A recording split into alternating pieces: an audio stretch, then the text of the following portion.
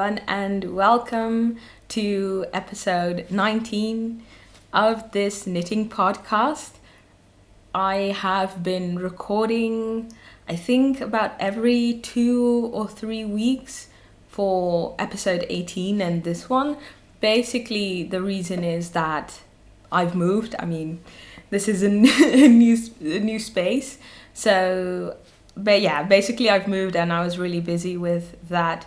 So I didn't really have a stable place to kind of like write down all of the stuff that I was working on and just like sit down and talk about things, because things were inside of boxes and then they were outside and then I couldn't find them and it was absolute chaos.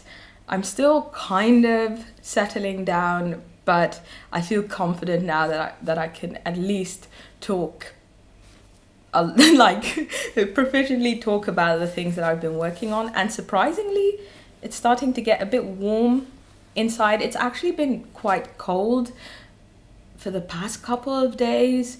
Like the space that I'm sitting now is just all window as well. So a lot of the heat gets lost, which we're trying to fix.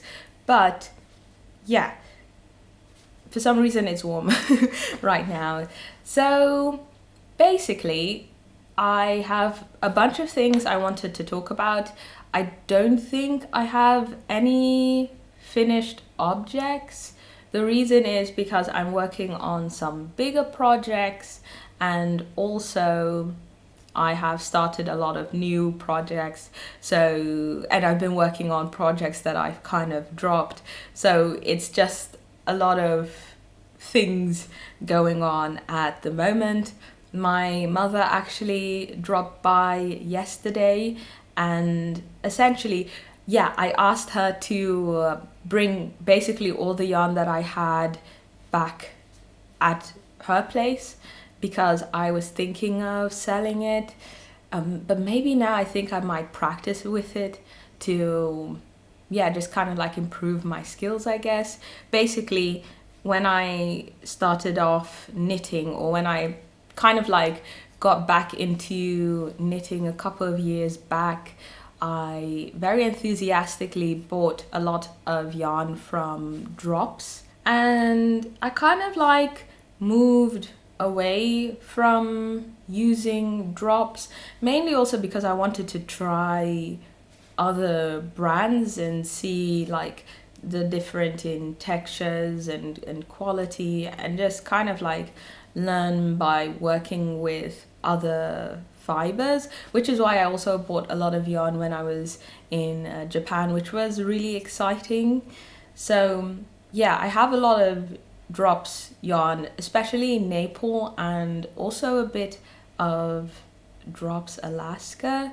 So I don't know, I might sell it, or I just might like try and work on some techniques with them. I don't know for sure, but I'll figure it out in the future. My mother also dropped by to bring the box that I had sent her from Japan, sent her for myself. Basically, I had a lot of yarn and I couldn't fit it all in my suitcase, and a couple of knitting books, and so I put those in a box and then sent them, I think, mid-August via surface mail, and it arrived a couple of days ago. So my mom dropped by with it, and it was really nice to kind of like rediscover the things that I had purchased back in Japan.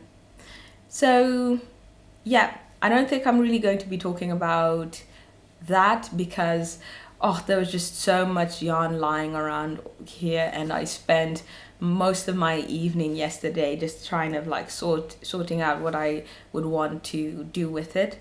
So maybe I might talk about that in the future, or like, I don't know, make a separate video. I really have no idea. But today, yeah, I'm going to be talking about the things that I have been working on. So, oh yeah. In the box, the book from Hannah Said arrived Basically, so this is, I mean, if you've seen earlier episodes of this podcast, ooh, the lighting is a bit weird. If you've seen earlier episodes of this podcast, you already know this book. This is着回しニット, and this is the frill yoke sweater that I finished, like, I don't know, 4 weeks ago, 6 weeks ago, I think it was. Yeah, it's been about 2 months already. I have actually gotten a lot of use out of it. It's very warm. However, I have found that it has started to felt, but I think I'm just going to use it for a couple more weeks till the end of the year. I think I might make just like a recap video towards the end of the year and kind of like talk about everything that I knit and also how much wear I've gotten out of the things that I've knit. In any case, in this book there's this thing called Crochet Pants. It's a nice pair of crochet pants, which I feel has really helped me improve on my crochet like technique. It's just a bunch of like, this is how it looks. It's just, yeah, a bunch of double crochets, squares, and those then whipped up together, like sewn up together. So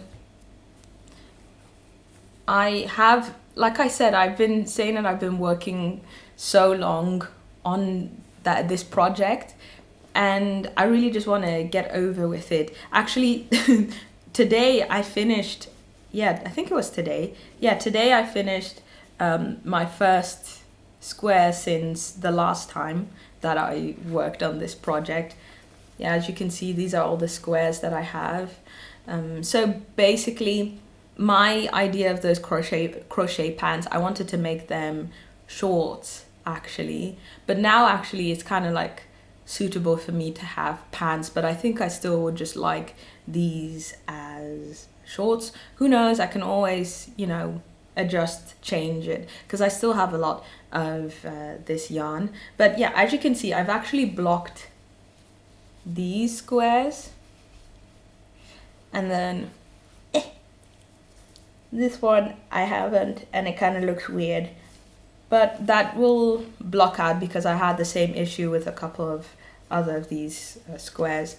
So this one's down. I think I need 3 more, and then I'm kind of like done, only just like sewing everything in, and it will be wearable, but actually not outside because it's cold. So a bit of the information aside from like the pattern name. Yeah, so the yarn that I used is baby cotton from Japan, from this brand called Itobatake. This is the color Bear.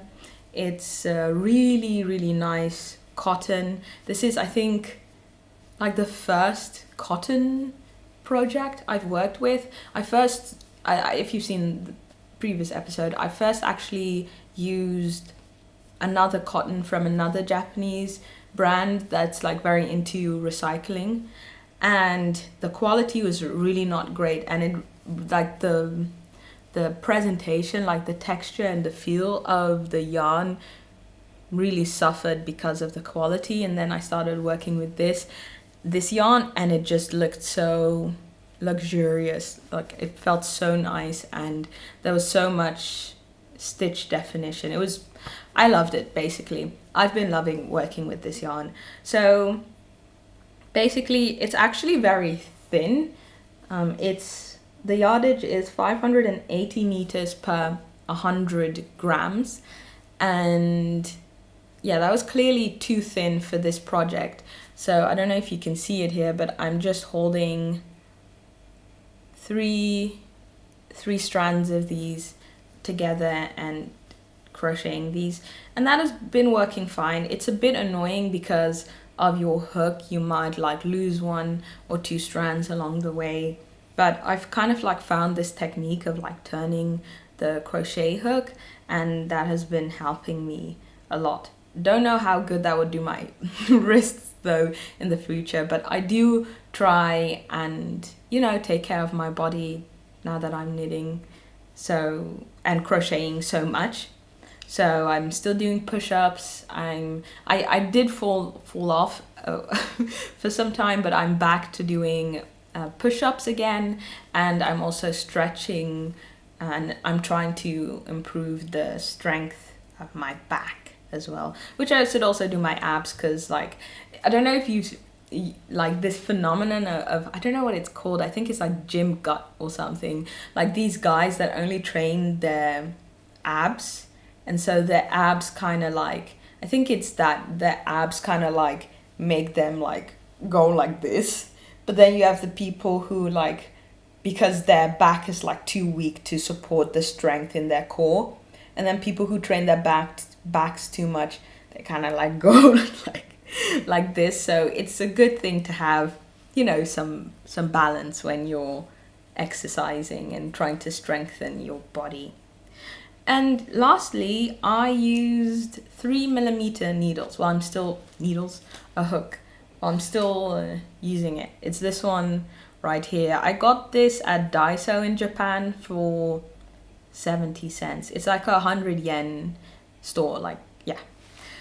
So moving on, my mother also brought a sweater, and I don't think I've ever shown this on, like, shown the finished look on, I think maybe on my previous podcast. I'm not too sure, I thought I didn't, but I have it here. So now that's getting colder, I actually really want to wear my hand knit sweaters, because they just hit different. I mean, sorry, but they are so warm and cozy. I have two now, the kind of boxy big one that I made, which kind of gets scratchy and itchy at the neck, and then also the dark brown one. But yeah, well, I completely forgot about this one. I also have this one, and this is a sweater that I made, I think at this point 2 years ago. Maybe I'll put like a picture of me wearing it. So this is actually, what's it called? Think. Yes, this is Augustins number 1 for Augustins. Augustins, yeah. So this is Augustins number 1 from Augustins.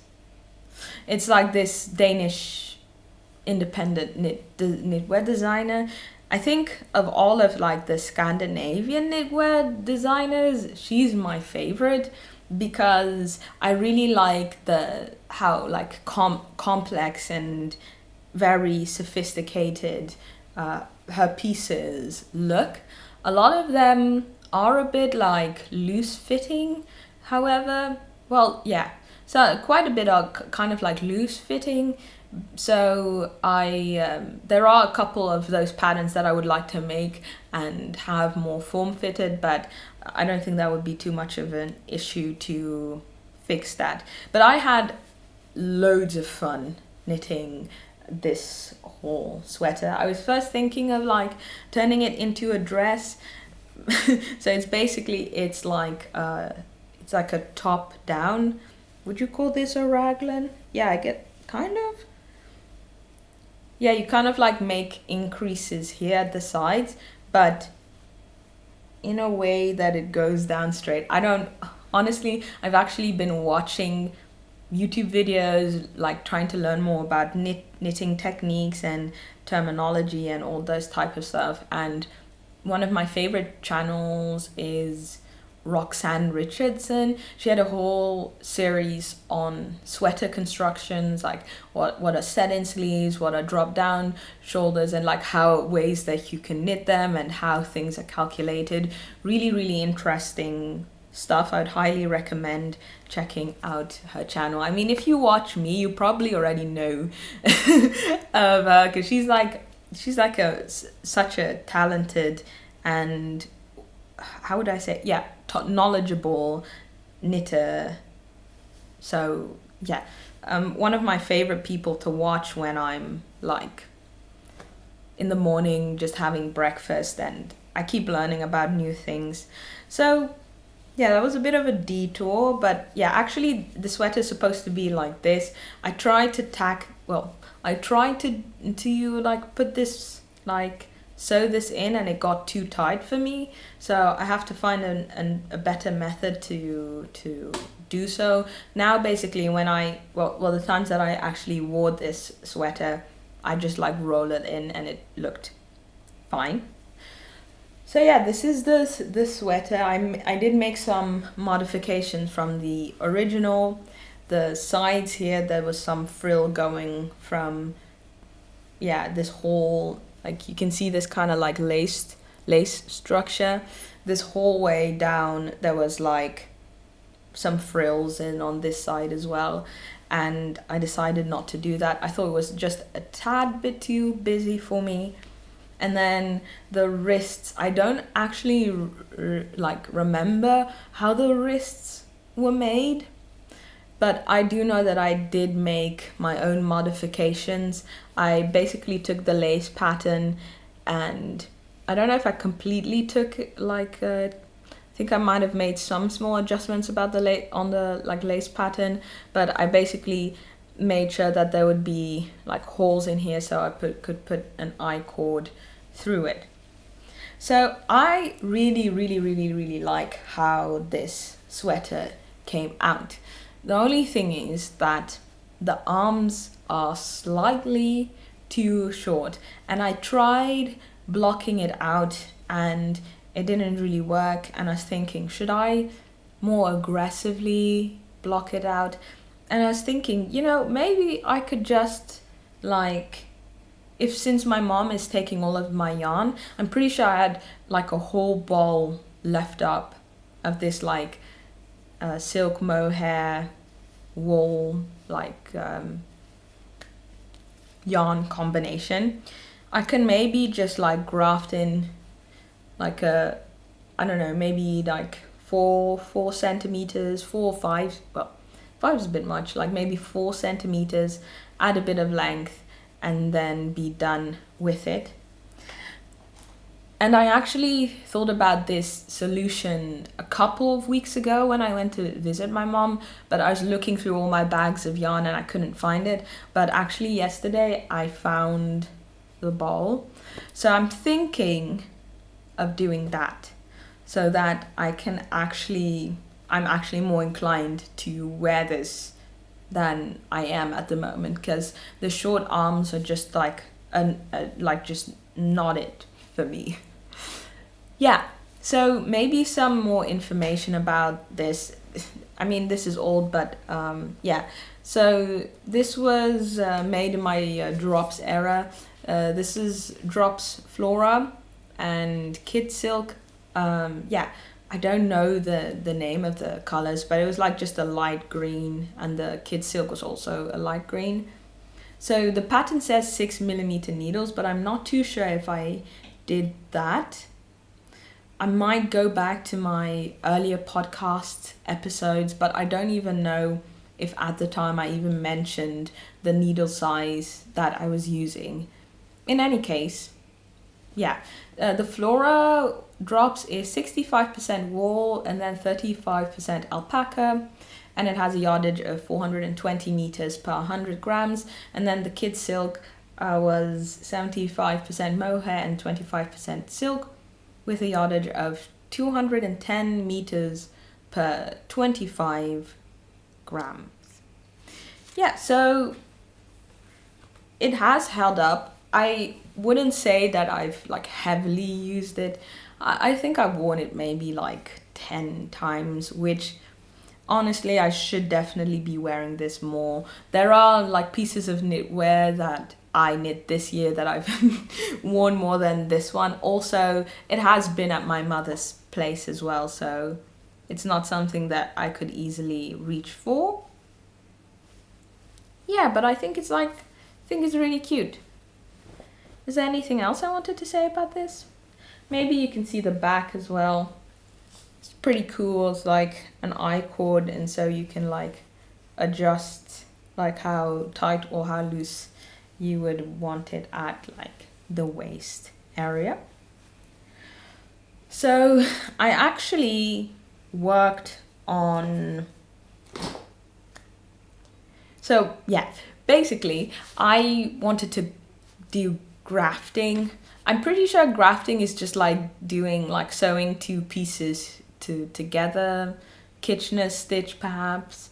I was thinking, okay, maybe I should practice, because I had done the Kitchener stitch for this hood scarf, and you can clearly see where the Kitchener stitch is, because it's like, well, it's like kind of tight-ish. Like I did it pretty tight, I think. So it's like very obvious. Well, yeah. I don't know if it like shows on camera because of how, I'm sure it does. Yeah, you can even see it. You can see the bend in it, which I actually don't mind because it's just center. And you were supposed to seam it anyways. I don't know if it was supposed to be seamed seamlessly, because this was actually constructed that you knit each part like this shape twice, and then you like seamed everything together. But I just like knit everything flat, and then when I got to the top I just did a Kitchener stitch on the live stitches. But in any case, I think it looks fine regardless. I still really like it. I haven't really been going outside all that much because I also have like exams soon, so I've been working on that a lot. But I like how it looks. It is supposed to be like a bit lower on this side here, so maybe I will try and block that a bit more. I don't think I've like blocked this one too much or too strongly. I also don't really have like proper blocking tools at the moment. I kind of refuse to buy the really expensive blocking things, you know, that it's like, I don't know, for maybe like 1.5 square meters for like 30 euros for just the foam. And I'm like, isn't that just like the foam that like babies play on? So basically that's kind of like how I blocked when I was in Japan. I just went to Daiso, and I think I spent about 2 or 3 euros on like a baby like play plastic thingy, and I blocked it using like, I think like not sewing needles, but like sewing pins.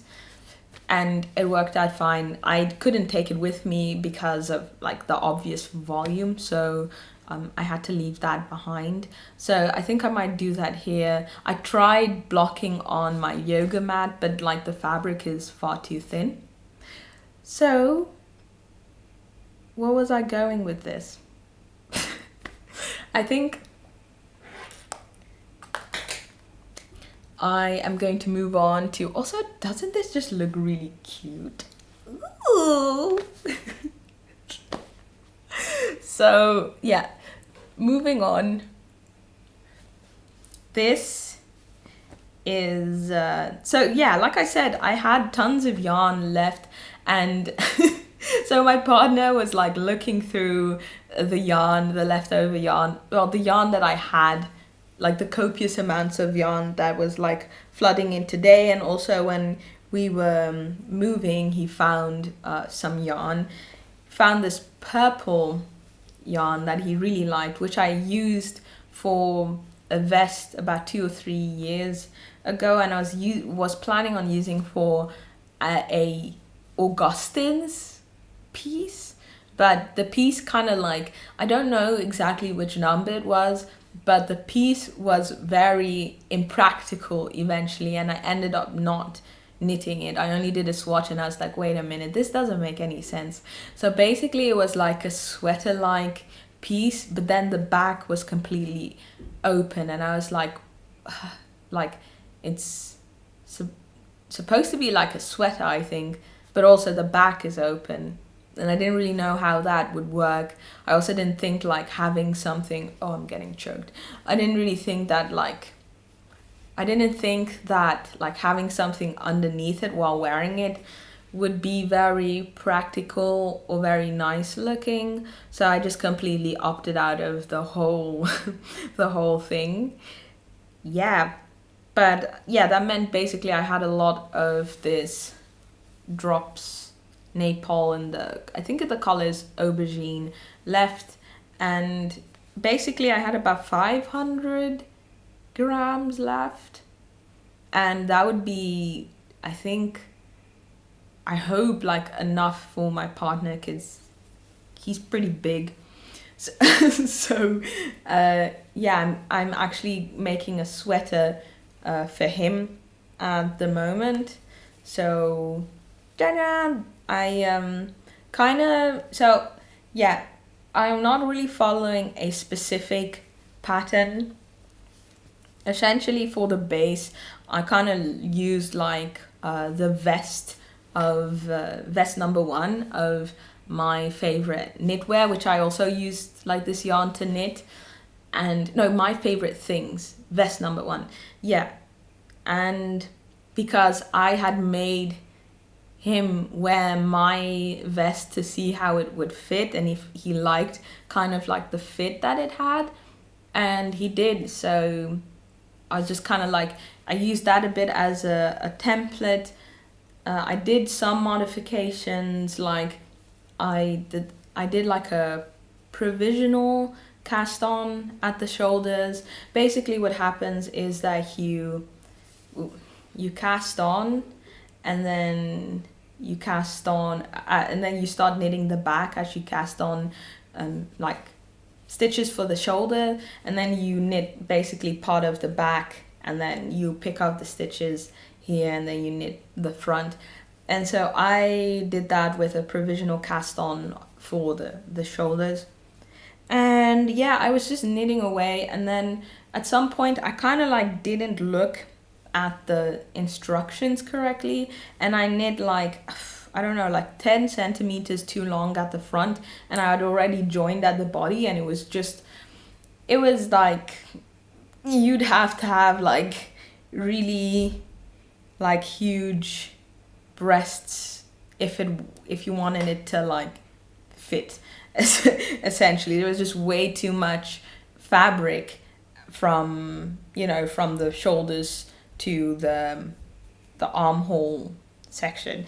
And so yeah, I had to cut that piece out, and because I had already done the increases and stuff, and so I did like the whole grafting thing. I used the Kitchener stitch, and I did it again way too tight, so you can kind of, I don't know if you can see it all that well, but you can kind of see where I did like the Kitchener stitch.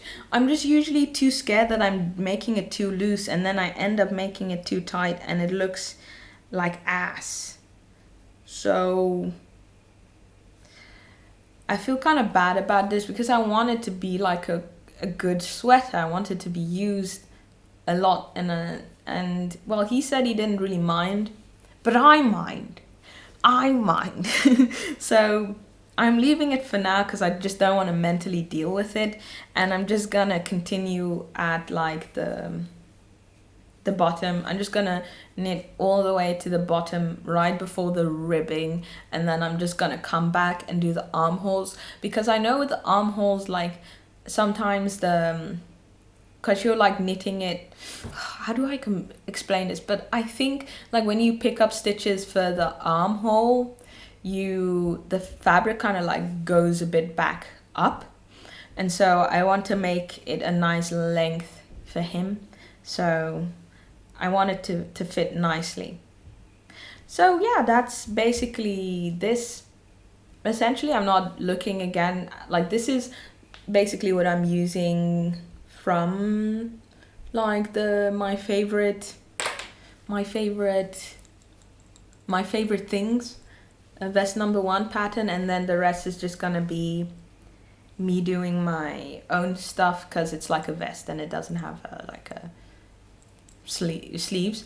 I was thinking of, because I watched this Roxanne Knits video about basically what happens, I think it's with like, how would you say that, drop shoulders, or like, I don't know, basically with your sleeves, right, there's gonna be like some space, like some quite a bit of fabric here. Like it's very easy that the fabric here under your armpit bunches up. And so what you can do is like create decreases to make sure that the fabric, like that it's like taut here, So basically what I'm doing is I'm just gonna do like a braid along the arms and then decrease it that side. I saw like a miniature sweater that Roxanne did that had that, so I thought it would be nice for this sweater as well. So yeah, that's basically the game plan. Knit down for some time, try and forget about how not well I did the Kitchener stitch, and then go back and redo it, and then what? And then do the sleeves and the ribbing and everything and have this done. So yeah, this was Drops Nepal. And yeah, so it's 100, the yardage is 150 meters per 100 grams, and the needle size is 4.5 millimeters. That's what I'm using at the moment. And Nepal has 65% wool and 35% alpaca. Then moving on to one of like my autumn knitting plans. Like the first one was this one, which I finished, I think, in a rather fashionable time frame. And then I think I had this, the what's it called, like the neck collar thing, the Yusia collar, I think, and then 2 sweaters. I think those were my plans, and honey, we have gone off the rails, but I have been working on both sweaters, one more than the other. And the reason basically behind that is because I knit swatches for both of them, and both of them need 4mm needles, and I only have 2 4mm needles, and one I'm using for one other project, and so the other goes for one of the sweaters. And the sweater that I'm working on is the Sailor Collar Pullover by Mariko Oka. And basically this is what I've got. Just like a rectanglish piece. Essentially, yeah, this is just the back. So basically it's been going quite well. So I started off with just a long tail cast on, and I didn't really look correctly, but apparently I had to do a provisional cast on instead, because I thought the thing had like a rib stitch at the bottom, but it's actually just not there. I think it's like I don't even know what to call it. It's like I don't know how the end is finished off, but I kind of like just did something myself. Basically, let me just like roll that back. So I did a long tail cast on, realized like maybe 20 rows in that was not supposed to happen. And so I unraveled everything, and then I just did a provisional cast on, and then I did the bottom of the sweater, which I then finished off. I did like a regular, I think a crochet bind off, and then I did a crochet bind off on top of it. Honestly, I have no idea what I did, but I ended up with this at the bottom. And to be honest, I'm not too sure if I know how to recreate this. I have no idea. So that's gonna be nice for the second sweater.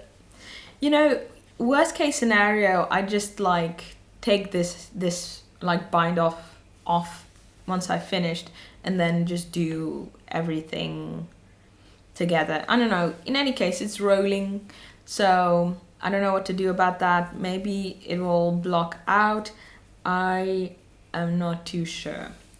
But yeah, I did the square, and then now I'm doing the increases, and then I think I still got maybe like 3 or 4 more increases, and then I'm going to be doing some Japanese short rows on top, and then I'm done with this part of the sweater. The front is basically kind of like the same, yeah, but then it has like the collar thing going on. So I think the first like 100 rows or whatever are kind of like the same, and it's been a fun project. I haven't really worked on it in like a week or so. I think this is like maybe 1 or 2 days, maybe 3 days of work.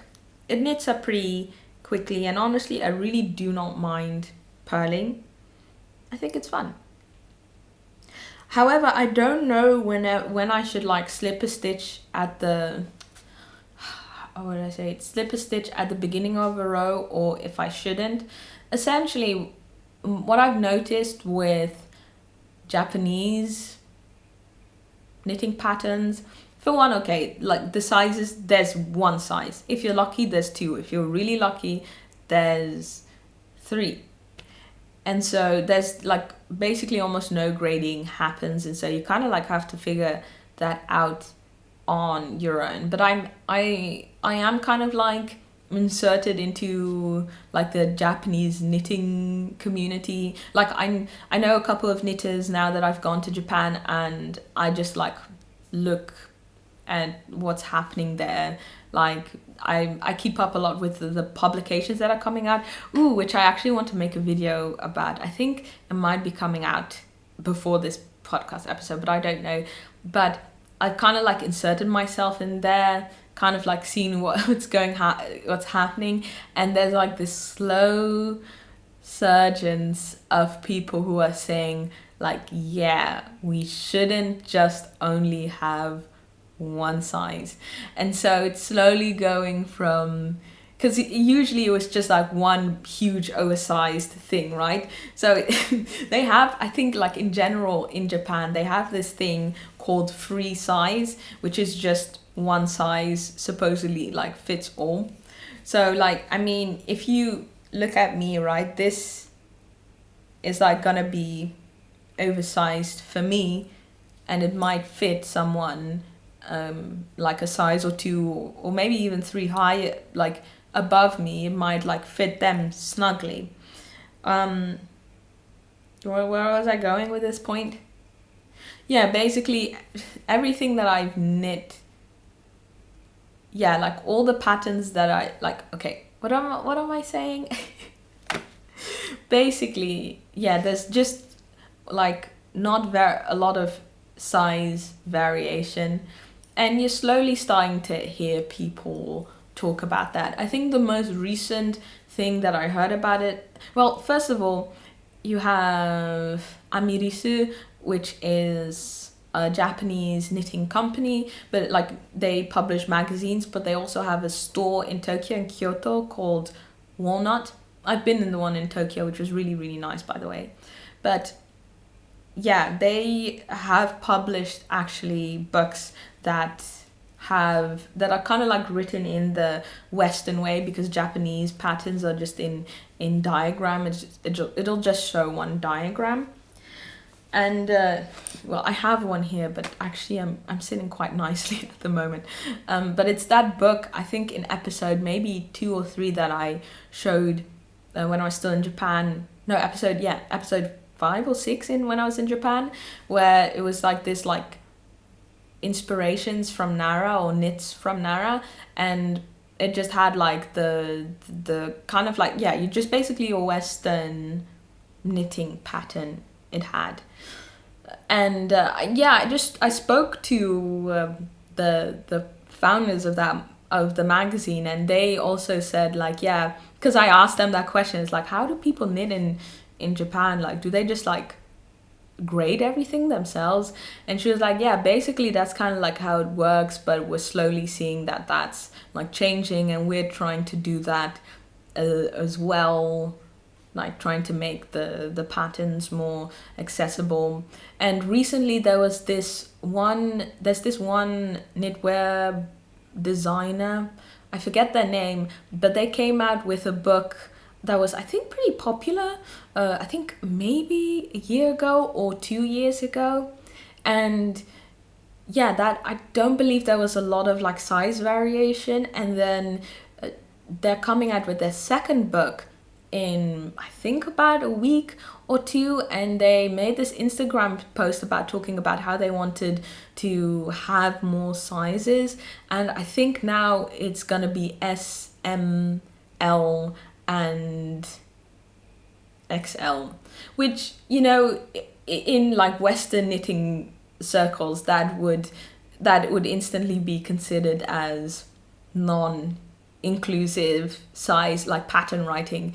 But what kind of like needs to be understood is that that's already like a huge jump from how basically any like knitwear pattern used to be written before this. And so it's nice to see how that kind of like is coming up more, and there's more knitwear designers are starting to grade more in Japan.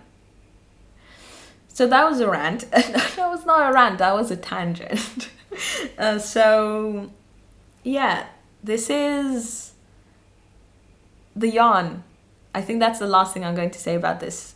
The yarn, it's onion number 4 Cola. I've knit with this yarn before. I have a couple of socks. I've one from my mom, one for my partner, and 2 for myself with this yarn. I just love it. It's really nice. It's 70% organic wool and 30% nettle fiber, and it's really soft and sturdy. Although I do have to say, well, okay, it's because I've worn this sock a bunch of time. I have like a pair of brown socks, and I've washed it like maybe 5 or 6 times, and the color is just kind of fading. But they're socks, right? Like I use them heavily in Japan as well, and I was walking 15, 20 kilometers, mainly 15, like at least like 2 or 3 days a week. So that really like puts a lot of strain on a sock. Yeah, and the yardage is 260 meters per 100 grams, and the needles that I'm using are 4mm needles. These are the Lana Grossa needles. One thing that I found out, I've been to 2 physical, like purposely full like knitting shops, like yarn stores in the Netherlands. I've been to one in Amsterdam called like Penguin or something, and I recently went to one down south, and I have also been looking online at some like Dutch knitting stores, and for some reason a lot of like the physical ones carry a lot of Lana Grossa yarn. I don't know why, but they just happen to do so. And I have no experience of knitting with it. So I don't know if you have knit with it, like please let me know what you think about it. I mean, I don't know. In any case, that's it. That's it. Yeah, so, well, not everything, right? We're moving on to... Oh, I have a bag now. I wouldn't really... Would you call it a project bag? It's just like a regular tiny bag that I got as like a graduation present, like completion present from finishing my exchange in Japan. But yeah, this is where the other 4mm needles went to. It's this fuzzy pixie hood by Fable Knitwear.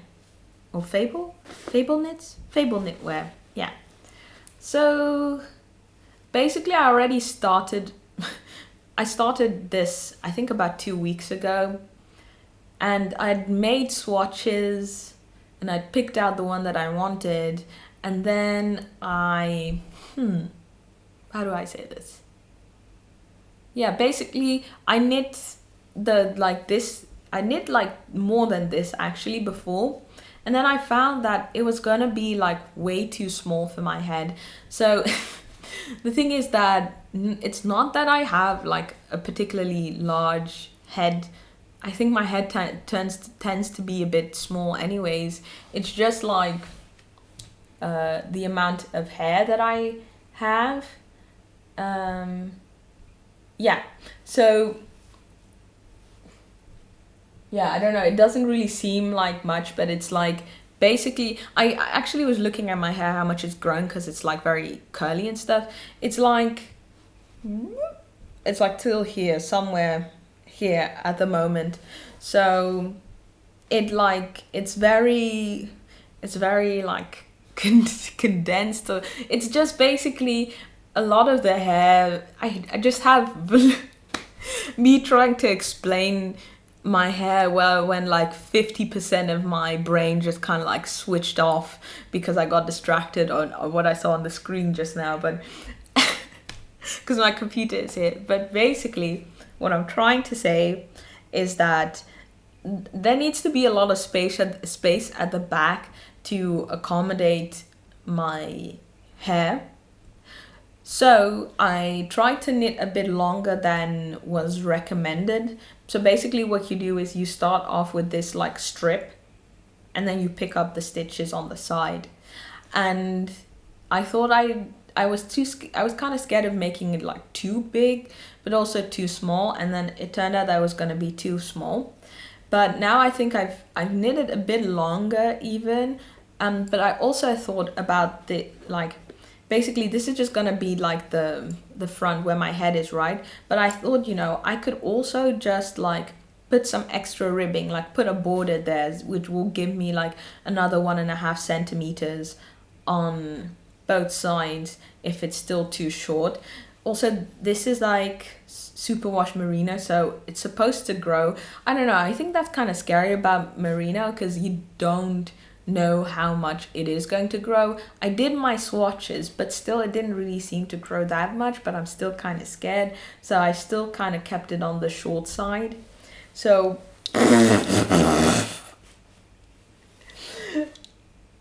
yeah. Okay, not much happening here, like this is clearly too small, but I think it's gonna block out.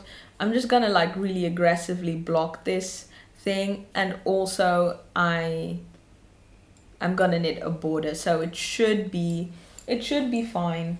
It should be fine. And also I'm not gonna wear this hood if my like bun is like at the top of my head.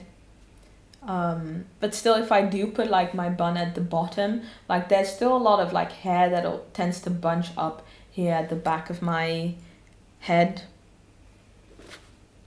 I don't know, it's really hard, and I think I've said this before, it's really hard like knitting headwear if you have like very volatile thick hair, because I mean it, like I could make this, I mean you've seen my hair I think in other episodes, it can get this big essentially, and then it's kind of like you can't even wear anything without like looking very goofy, at least for my hair like that. Yeah, so I don't know, I just kind of like still need to figure that out. I am going to try and knit some more like headwear stuff in the future, now that it's gonna get cold as well, and I think I'm just even gonna need to use it indoors as well. But yeah, I haven't really made a lot of progress with this. This has been like my this has been like the thing that I knit when I like my tiny knitting project. So like if I'm in a car, I can't drive, but like if I'm in like the passenger seat or something, I'll just like pick this up and knit. So yeah, the yarn that I'm using, both are actually from Japan. This is Itobito's sock yarn called Star Wars. Oh, I just love this yarn, it's so pretty. 85% pre-shrunk extra fine superwash merino, and then 15% nylon. The yardage is 400 meters per 100 grams. And then I got this recycled or like factory silk mohair. Oh, these are my notes. Silk mohair from Itobatake, and this was 80% mohair, 20% silk. And I have no idea about the yardage, but I'm guessing like your regular mohair, which is like what, 200, like lace weight, I don't know, like 800 meters per 100 grams. I'm not too sure. But the needles, like I said, they keep like clacking. 4 millimeters, yeah.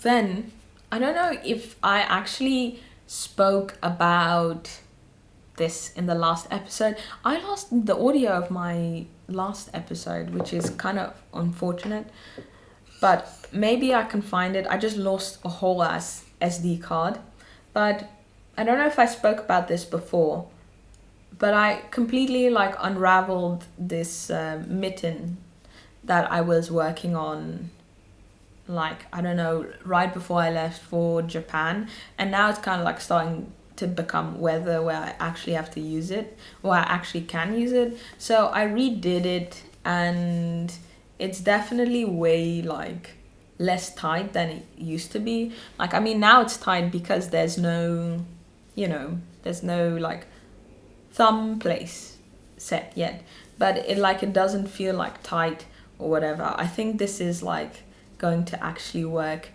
this time. I really like how it looks. I made way less mistakes than before, so I guess that's like improvement. So I'm really happy about it. So this pattern is called number 3. It's from this Japanese book by this, like, how would I call this? Like, mitten seller. This person is a knitwear designer, and they mainly do like mittens, which they end up selling, and they sell like hotcakes. I kind of like looked online, and they go for like 9,000 yen, which is about like 60 or 70 euros, something like that. And like, if you think about it, like, would you say that is expensive or not? Because like, when you think about like handmade things, right, you have to take into account the entire process this product went through to become itself, right? You have to think about the farmer who was herding the sheep, the taking the wool and like spinning it and cleaning it and like making it into the product that is the yarn, and then this person's time that and expertise that went into years and years of expertise in order to get as skilled as they are, and then you end up with something that is 9,000 yen, which is like 60 euros. And if you think about like this type of like, when you think about like this type of like a mitten, right? Isn't that like just a lot of work? Like, I would guess someone like that would have to get like, for their expertise, like 20 euros an hour or something. I don't know. So I don't know, it's like, I've been thinking about this because so yeah, it kind of like, even like at first you might think, oh, that's expensive for a pair of mittens, but then if you think about it, it's like, that's actually low for mittens if you kind of like realize how things are made. And the reason why I've been like thinking about this is because I think yesterday or 2 days ago I was sent this video about sheeps. They're called stadsschapen in Rotterdam. Basically, you have, I think, 3 herders in the city of Rotterdam in the south of the Netherlands, and these sheep herders have like deals with all these places within the city of Rotterdam to go to like grass fields so that sheep can naturally mow the grass, like take care of the grass, right? And so you just have like sheeps just going around in a city there, which is pretty awesome. And so basically the video was about that, and also a woman who used that yarn of those sheeps in order to make like a usable project. She basically used it in cooperation with some other like things that were called, how would I say it, afval, refuse, like garbage, to like create this huge, like, I don't know, it's like tapestry or cloth, which also very detailed, showed like cities and like the map of part of Rotterdam, like I think like how would you say it, a neighborhood in Rotterdam, and it was done like with a machine that like did the carpet thing. But the reason why I said also other garbage is the fact that basically for some reason like that yarn from those sheeps is seen as garbage, or at least they don't, it's like has no monetary value essentially. So what they think, I think what they used to do is they used to like just set it on fire. And this doesn't only happen in the Netherlands, this happens all across the world. And what they've done instead was like the sheep herders would like gift it or donate it to the municipality of Rotterdam, and then they would do something with it. But it's like such a waste for the sheep herders because they have to pay so much money in order to like get the sheep's like shared every like 6 months or something. I believe that's what the herder said, and it's like cost a lot of money, and the product that, you know, is very usable because it's wool, right? Like a lot of people pay a lot for wool. It just gets thrown away.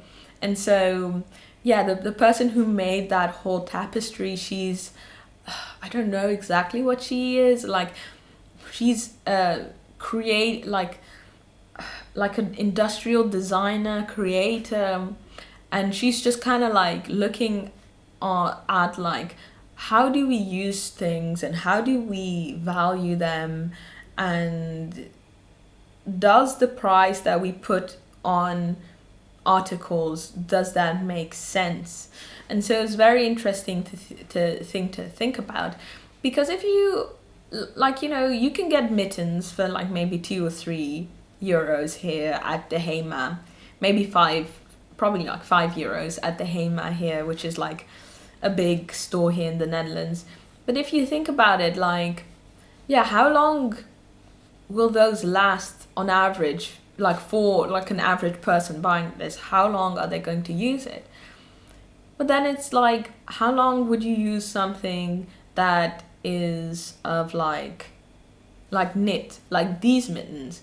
I feel like these mittens are something that I would be using for years upon years, and even might be something that I would like to pass on to someone, you know? So I don't know, it's just kind of like ramblings about like society, consumerism, capitalism, like how our chains of products that we consume, how that works. I went a couple of days ago actually to the secondhand store, and I started feeling bad because I have my desk, which is like, I think I paid like 200 euros or 300 euros for a desk from IKEA, and I have used it for a good number of years now. But then you kind of like go to those secondhand stores and you have these like really like old high quality tables that are just kind of like there, no one really interested in them, and they're like 50 euros, it's 75 euros, and you can see like how much more craftsmanship goes into that compared to like the desk that I have now. I feel like those desks could go a number of years longer than this type of desk that I have now at the moment. But I don't really know where I'm going with what I'm saying at the moment. I think it's just kind of like things that have been playing in my mind for the past couple of days, knitting and learning about, just like stumbling upon things that like make me think, you know. So maybe I can pass that on and, I don't know, make you think, maybe. Or if you can leave a comment in the comment section below. Maybe share your opinions if you disagree or agree. I don't really have like opinions. I'm just like throwing out information that I like just learned. Yeah. So yeah, these are the mittens. Yeah, and I used 2.5mm needles. I think the first time that I made them, I used 2mm needles. And that's why it was too tight. But it's pretty snug now too, I won't lie. But I'm willing to see it through to the end. Or at the very least, I've come past the stage of like the thumb area here. I don't know if you can see it, but it's like a different type of brown here. And I might just untie it and like do a test thumb just to see how it works, like just to see how it feels. Yeah, also, yeah, the book, I don't think I even mentioned the book. It's called Miton-ya-san no Teami no Miton Kotomono. And funnily enough, I went to this person's Instagram, the person who wrote the book, and apparently it's getting published in English as well. So, I mean, like, it doesn't have a lot of like Japanese in it because it's just diagrams, but like, I mean, it's like the essential things of like gauge and like yarn, like the suggested yarn that is used and stuff like that. But I mean, nothing you can't do with Google Translate anyways. But yeah, it's coming out in English. I don't know, if I find the link to it, I'll leave it in the description box below. I think it's like called like Latvian Mitten Shop or something like that, like the English title. But yeah, again, I'm using this, this is some old onion yarn that I bought with the first batch of onion yarn that I bought. There's number 4, onion number 4, and in the colors sand and broken white. You know the drill, the consistency, 70% organic wool, 30% nettle, and then 260 meters per 100 grams. That's the yardage. And yeah, like I said, 2.5mm needles. Woo-wee. Okay, yeah, and then again, I am knitting more for other people at this moment. I went through my yarn and I found this old yarn that I bought at Stephen and Penelope. This is from Brooklyn Tweed. It's called Shelter American Taragi Columbia wool. Yeah. So I'll give you the specs on these. Oh, hold on. I am getting a call. And we're back. So this is the yarn. Some more information. It's a worsted weight, 128 grams per 50, 128 meters per 50 grams, and it's woolen spun 2-ply, and yeah, so it's in the color Shelter Meteorite, and I paid $14 for this. What was I thinking? Pretty dosh gone expensive.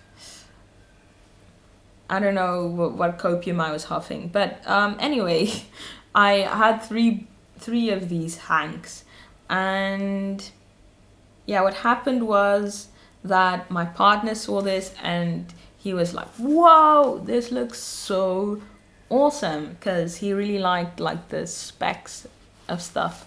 And I had found hat pattern that he thought was really interesting, and I was like, oh, we can make like matching ones, it's gonna be really cute. It's like this one from Daruma. It's from the book Knit Cap, volume 1, I believe. I don't know what the name of the hat is, but it's basically just a ribbed, how would you call it, like twisted rib hat, and then you can also decide to do flaps.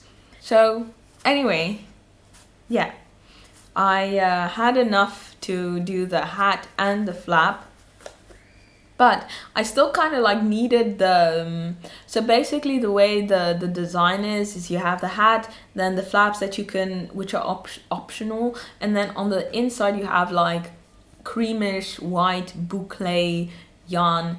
And yeah, I wanted that yarn, and it's I'm not in Japan, so the yarn that they obviously recommended was their own yarn, and I was like, I have no means of like getting that at an affordable price.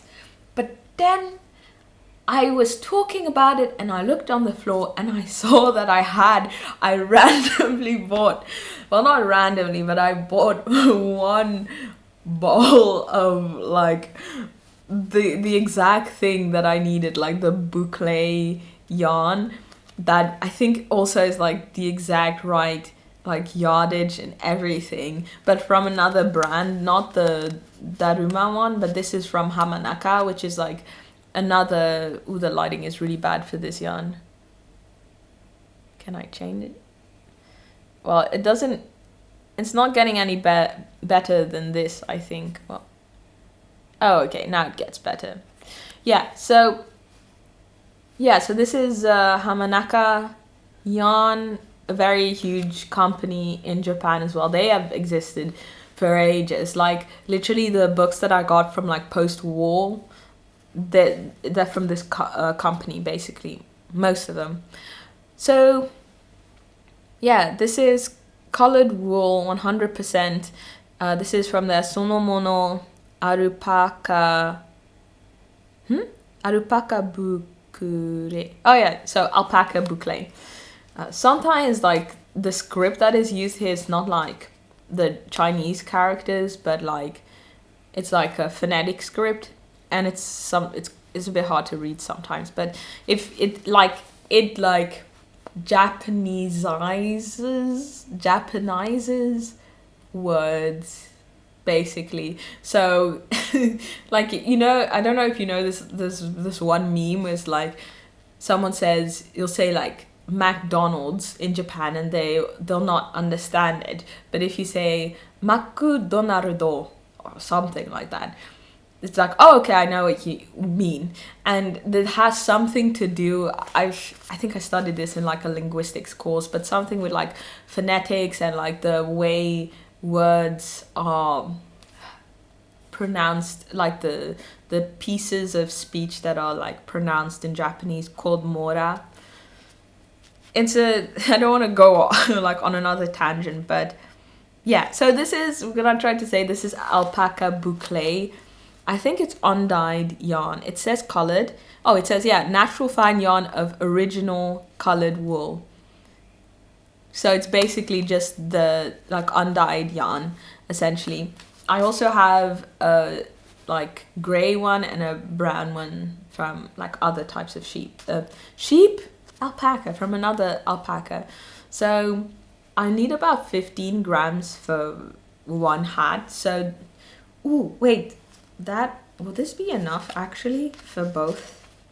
Okay, it's 40 grams. Because also like Japanese like yarn balls, they, you know, typically in the West they're like 50 grams, 100 grams, and then like 100 grams if it's like sock yarn. Like commercially, right? 100 grams when it's like sock yarn, 50 grams if it's like bigger, and then you have 25 grams if it's like silk mohair or something like very light, like lace. But usually like these balls could be like 20 grams, 30 grams, 40 grams, and this one's 40 grams, and I need 15 grams for each hat. So I think I'll be able to make it. Ow! Yes, but there's not enough for me with this yarn, so I don't really know what I'm going to be doing. I think it would be quite expensive to buy some more yarn, like this exact same yarn.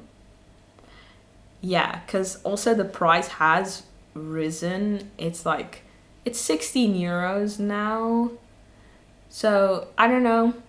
I don't think I'm gonna do that anytime soon. I have just so much yarn that I actually just want to try and use as much as possible, actually. Yes. Okay. Then actually this is not like a project thing, but I found the scrubby. And yeah, since then, looking at this project, I've learned so much more about crochet.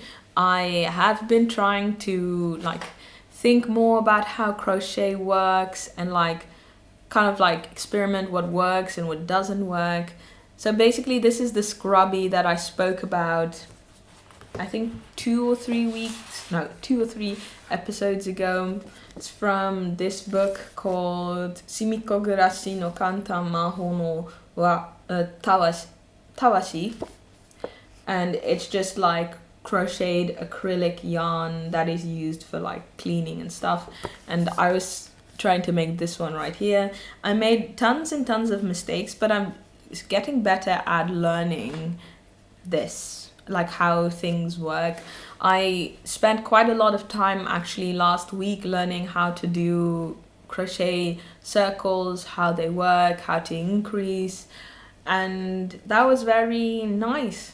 And I still have yet to retry this.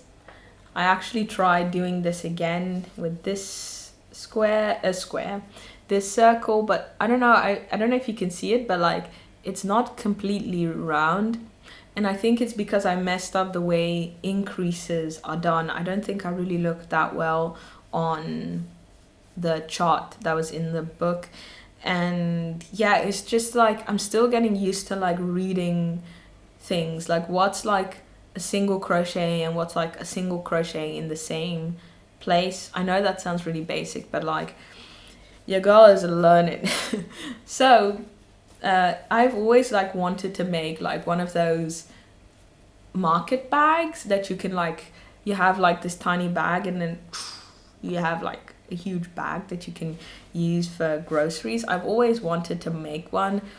I've seen a lot of them in these Japanese crochet books in the past couple of months that I've been really trying to get into crochet.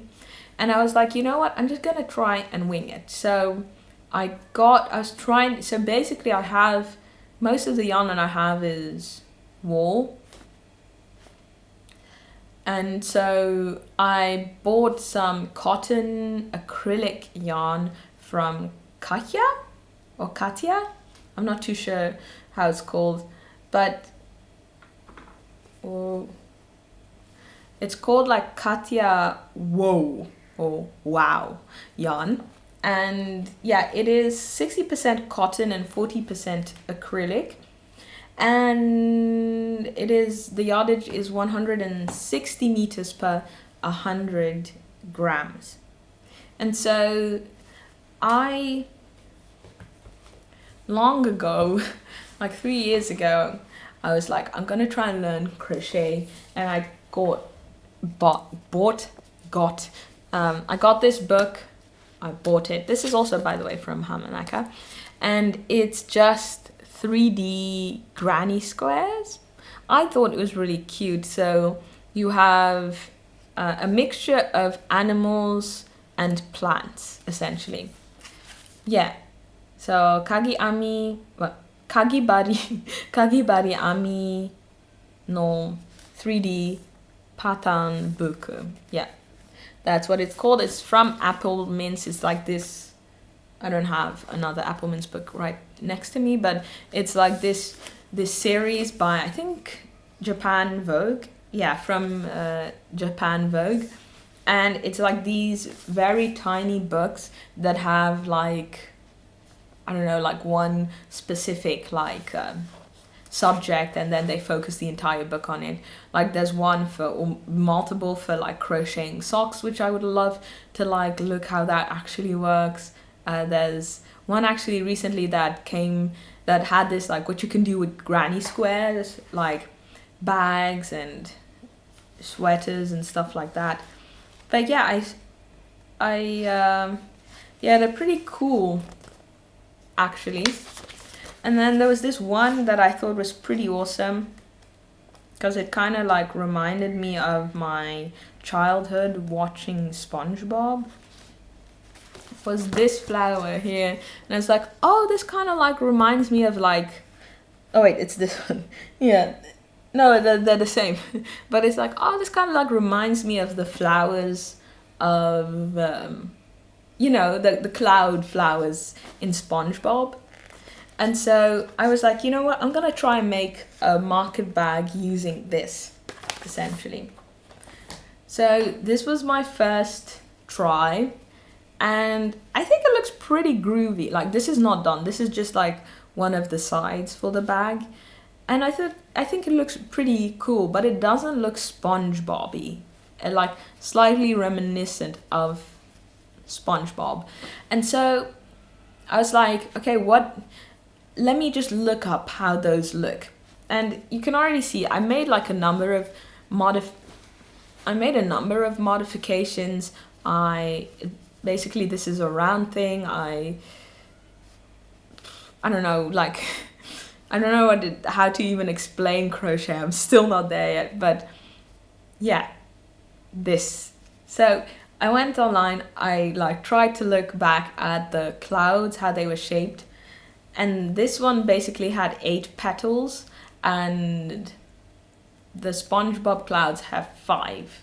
So I was like, okay, like how do I change this? So I started doing like calculations, and things that I didn't like in this one, I tried to fix in the other one, in the next one that I was gonna make. Like for instance, here you have like all these like loose chains here. And so that's how I came onto this one. Oh, like still not the best. There's still, I mean, it's really interesting, like kind of like getting that, I don't know what you call it, like the crochet spirit, if you will, like learning how like crochet works. It's so like different from knitting. Like with knitting, I can like think of like, oh, I can see the galaxy, and here it's like, well, I want one less petal, so how do I do this? So it's a lot of trial and error and figuring things out and looking things online. I still have issues with like joining a circle. So yeah, that's not like the neatest, as you can see, but working on it. So this definitely looks way more like it. I think this is as much as my ability allows me to make. I think at the moment I might be able to make more modifications here, like maybe take one less like crochet thingy out, like a stitch like a crochet out, like one single crochet in every flower. Maybe it will like look a bit different and maybe a bit better. I don't know, sometimes it kind of looks a bit squarey in places, the flower, but I can't really do much about that. It's all a learning process. And then I'm working on the back now. I'm actually making this a bit bigger than this one, because I think the bag is gonna be kind of biggish, so it needs a bit more space. But I don't know how to like make it like shaped nicely. I don't know. I think I might actually take this round out and just kind of like wing it And if it's too small, I can always crochet another round afterwards. Okay, so I can actually like finish this one and then start working on the bag. As you can see, like, oof, oh wait, no, these joins are bad here, but okay, they look a bit better here, right? Huh? Yeah, so is that everything I have to say? I think it is. I'm wearing my woolen socks. Ta-da! I ended up giving some of my socks to my mom, like the ones that I like bought myself at a store, because I was like, I'm starting to be able to exchange my woolen socks, no, my store-bought socks for woolen socks. I think I would like to replace my whole sock collection thingy for that, which is why I was also learning how to do short socks recently. So yeah, my mom was very happy with that, because she actually needed some socks, and I had some that I hadn't really worn all that much, long ones, so she was happy with that. So I'm happy with that, and also very excited to knit her a couple custom ones too. Luckily we have the same foot size. I think my foot might be like a couple of millimeters bigger, like longer. They're definitely more wide, but it's not enough to like warrant me to not knit like the same sock for my mom as I would for myself, so that's great. And I think that really is everything for today. Whew, this was a long one. I hope you did enjoy it though, and I will see you soon in another video. Take care. Bye bye. My shoulder. That actually didn't hurt.